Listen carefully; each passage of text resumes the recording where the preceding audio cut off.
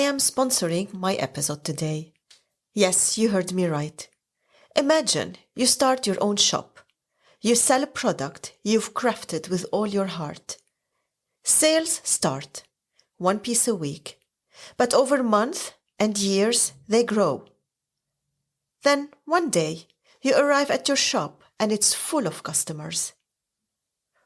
Well, that's how I imagine my podcast growing with listeners. Since I don't have a physical product to sell, there's no price tag on listening. Stay tuned until the end of the episode.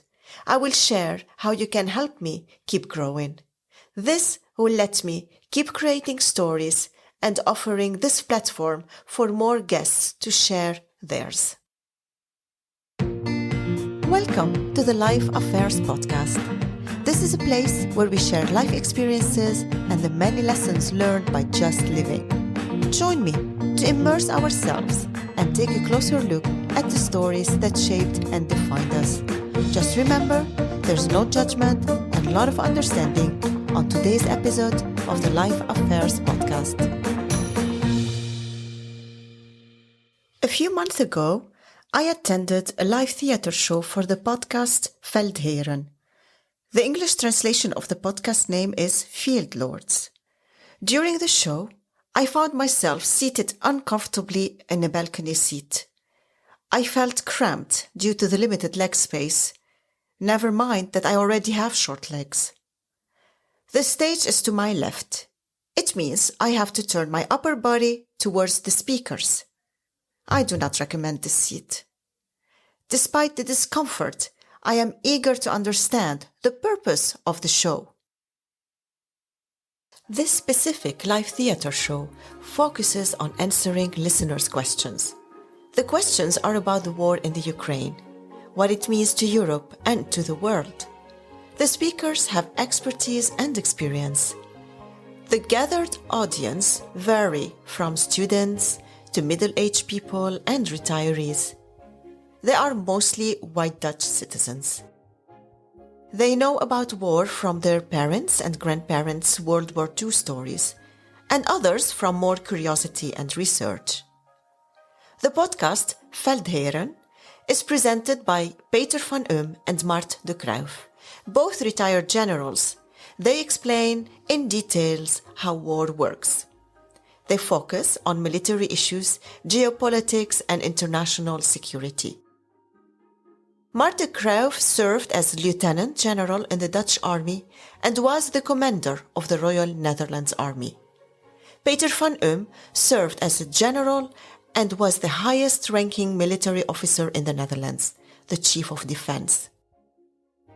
These two top military figures in the Netherlands talk about the biggest war in Europe since 1945. They discuss the war in Ukraine and its implications for Europe and the world. Additionally, they cover some military perspectives on the conflict in Gaza.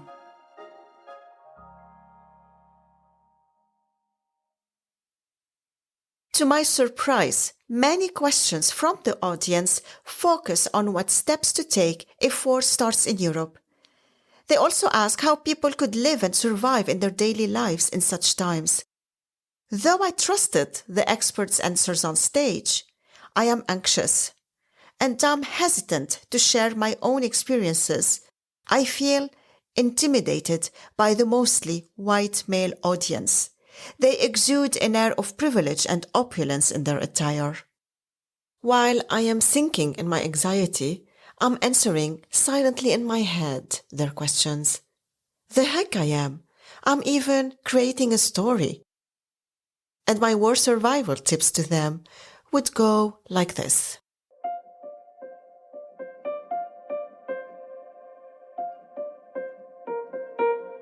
Let's begin the survival trip with a crucial aspect that can significantly impact our life during times of war. Getting to know our neighbors. Building relationships with those around us, including local store employees, is essential. Talking with others fosters understanding and support. These are vital for survival in hard times. Knowing our neighbors' circumstances is crucial. This includes health issues and caregiving duties. It's important for community resilience. Unity and cooperation among neighbors prevent discord. This is smart during crisis. From my experience, no one wants to enter in a conflict with his next-door neighbor in times of war. It is dangerous because it can get us killed or kidnapped. So do not hesitate to talk about these things with the parents of your children's best friends or with the parents from the football team when they practice. The bigger the network of connection is, the bigger the chance to be strong and safe. And as much as we want to protect our children from bad news, we must teach them emergency procedures to help keep themselves safe. So does making support networks with other families.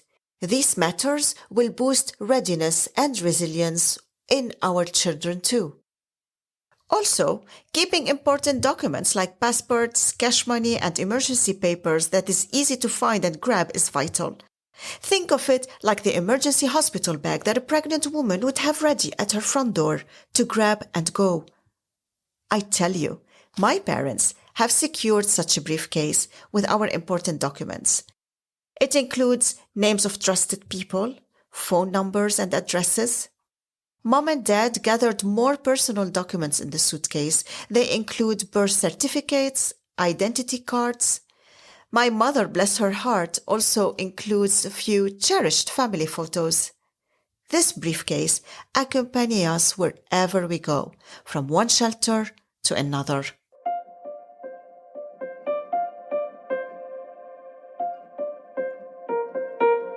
At a certain moment, and when we realized this war is going to last longer, my parents, along with 6 other families, chose to seek refuge and settle in one place.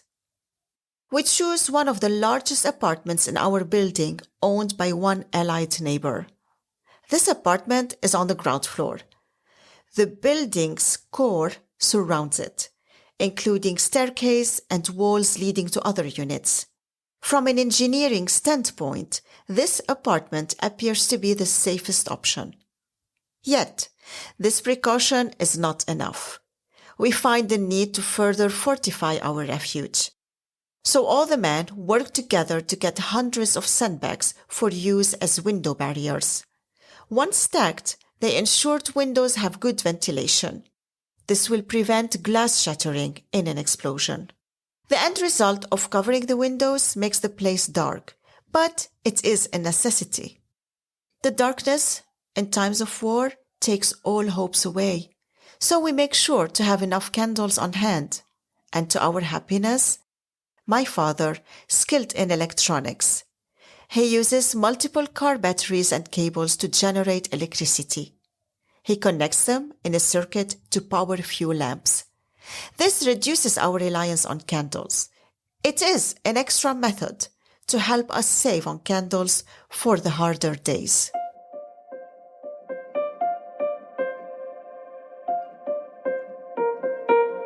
If you listened to previous episodes, you would know that I described my father, the lookalike of Pablo Escobar.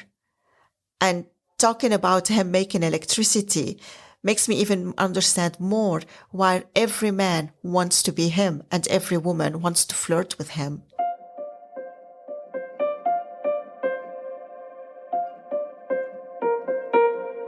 But then, while the men are taking care of building the sand walls, I remember the women, busy stocking up on enough making flour to make our own bread. The scarcity on bread, because bakeries are shut down, create unrest. We Lebanese eat bread as much as we drink water. Let me tell you how we used to secure more bread loaves than we were allowed. During shortages, bakeries that are still open have limited supplies. Each family is allowed just one loaf. Lebanese people are good at finding loopholes. So we adopt a strategy. Waking up at 5 a.m. to queue for bread with our neighbors. We are acquainted, but we pretend to be strangers. My father is just another person in the line, and my neighbor is a mere stranger. To add some fun, we sometimes start arguments. We even have playful scuffles while waiting. It is all in good fun to pass the time.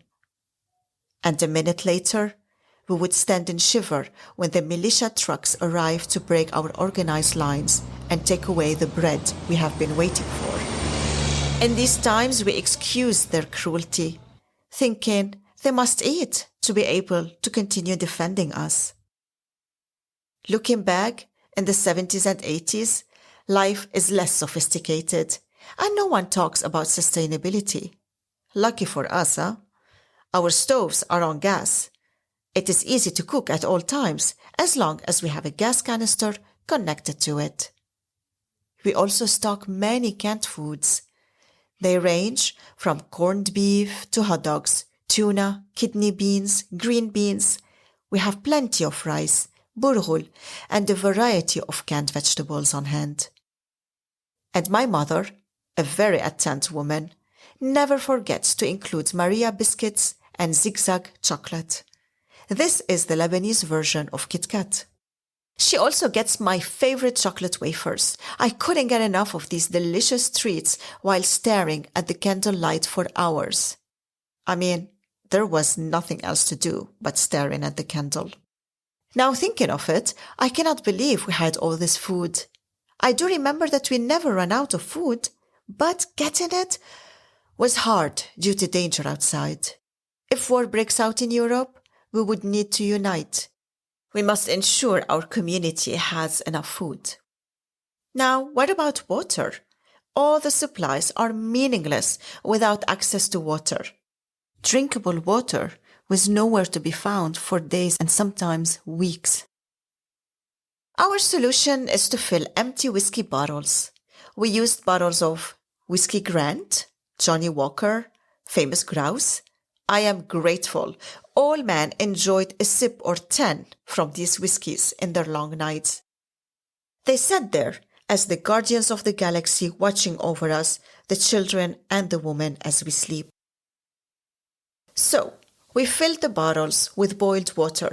After leaving the water to sit in the sun for 2 days, it becomes safe to drink. Over time, we acquired special filters bottles. They ensure a more reliable supply of clean water. And who says you can't build a water filter business during times of war?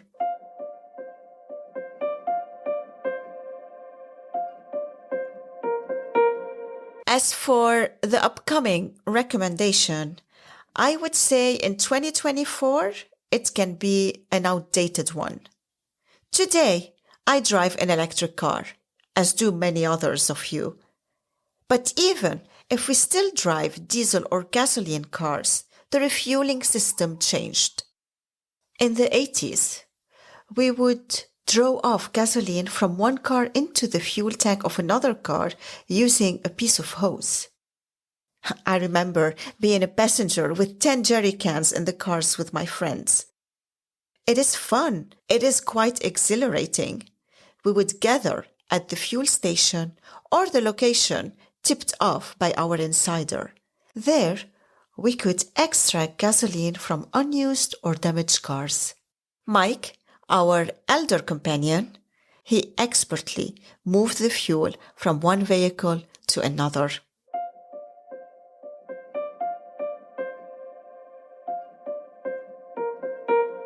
It can also get very cold, just like in Europe.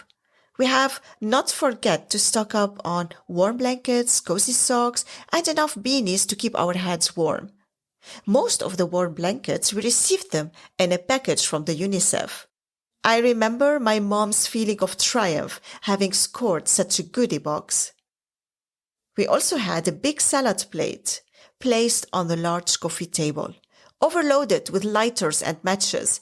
It is resting in peace next to the other salad plate filled with packs of Marlboro, Winston, and Lucky Strike. It seems back then, cigarettes and whiskey were among the essential stocking for the long days and nights of war.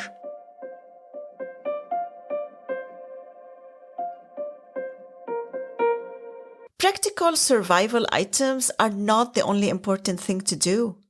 Among them, we also cherish the decks of playing cards, books to read, and board games to play. These simple pleasures keep us, children and teenagers alike, entertained day after day. We become champions at card games and backgammon. I am sure we broke world records playing Sabaunos. It's a children's version of a poker game. We played it endless nights under the twinkling light of one candle in the middle of the table. In the grim times, we also share many laughs over silly moments, all together, grown-ups and children. I have 2 memories.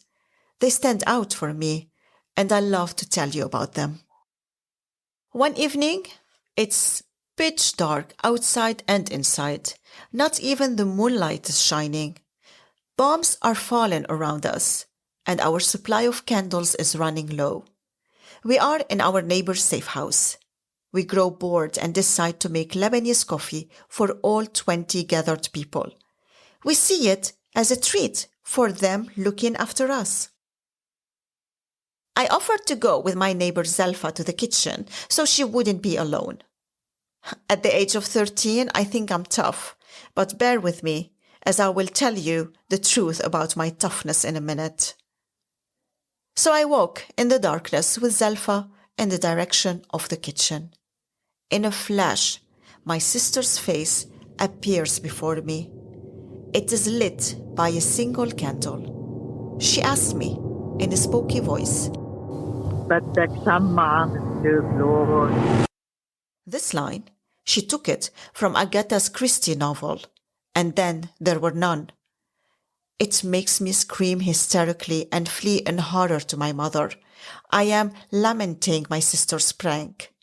Until the day of today, my sister finds it amusing. As for me, it's another bitchy act on her side. I still do not smile recalling it. On another occasion, as night falls, we all settle in for sleep. We're scattered throughout the house. Because I'm small, I sleep on a narrow, folding camping bed. It's in the middle of a long hallway at the house entrance. The boys had gone out to fight, and no one knows when they would return. Unexpectedly, the front door of the apartment silently gets open. A fighter, one of our allied families, stumbles inside. He's exhausted. Unaware that it is occupied, he collapses onto the nearest bed at the entrance, right on me. Thankfully, he notices me before I suffocate beneath him. The next day, I am so embarrassed by the incident that I avoid him for the rest of my life. And surely, before I forget, never underestimate one important weapon in the darkest abyss and largest cosmos, the flashlight. Each person needs several flashlights in their pocket and around the house. Here's another anecdote about flashlights. One evening, it is quiet. No bombing, no rifles shootings. My parents are still in the safe house, and my brother and I are longing to sleep in our beds and watch TV. After getting my parents' permission, we go to our apartment. My brother and I, after all, we decide to watch TV in the living room. We are scared to be alone in our beds. Each of us lying on a couch, and in front of the couches there is the coffee table. And above this coffee table, we swear a pact. My brother: Roro, I will put the flashlight here on the table. When we hear the first bomb sounds coming in or going out, we grab it and go to the safe house. I answer him, أكيد ما تعطى الهم خيي. I got your back. I will do as you instructed me. We are excited to watch our rented videotape. My brother and I love Jackie Chan movies, especially the early ones from China. This time, we rented Drunken Master. We are smiling in anticipation of the funny scenes when suddenly we hear a bomb landing. We jump off the couch completely startled. Both my brother and I want to grab the flashlight, so we bump into each other. We hit our legs on the coffee table. After helping each other up, we run quickly to the safe house, screaming from pain. When we arrive, our parents look at us horrified. They think we are a casualty of the bombing. The lesson learned from this is to remove obstacles that could injure you when trying to flee for your life. My story is true. The many times we ran for our lives are true. And it may not resonate with you or even with me today. Yet, it's important to never forget that munitions nowadays are far beyond what we imagined in the 80s. But the humanitarian aspect remains the same. If we stick together and support each other, we should achieve higher security. We must do this by caring for each other's lives. But from what I see of Israel's actions in Gaza, I fear that if this is how war will be in Europe, we will die of hunger. Because this is the reality these days. In the Ukraine, those in areas affected by ongoing war suffer. The soldiers, they lack food, water, and medicine. Living in a city during wartime is like the stories in The Walking Dead or The Last of Us. I encourage you to watch these shows. They reveal the challenges and triumphs of people in hard times. Human depravity highlights the dark side of human nature in crisis. But it also shows the power of community. My family, my neighbors and I would not have survived the war without the strong bond we built and united together, acting in our collective survival's best interest. And this last part is what the Veldheren exhibit in their episodes. Two military experts who know about real wars, they believe that we must behave better as a human being to make the future safe after the war ends.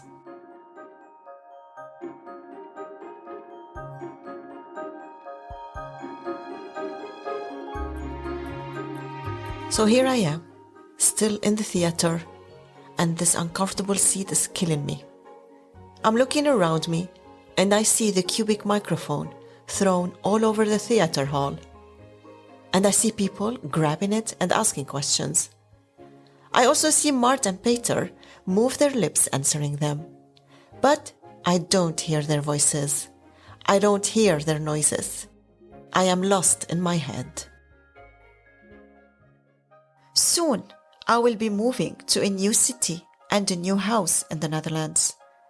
I must get to know my neighbors before it's too late. I have to check on my canned food supply. I know I keep them stocked somewhere in the house.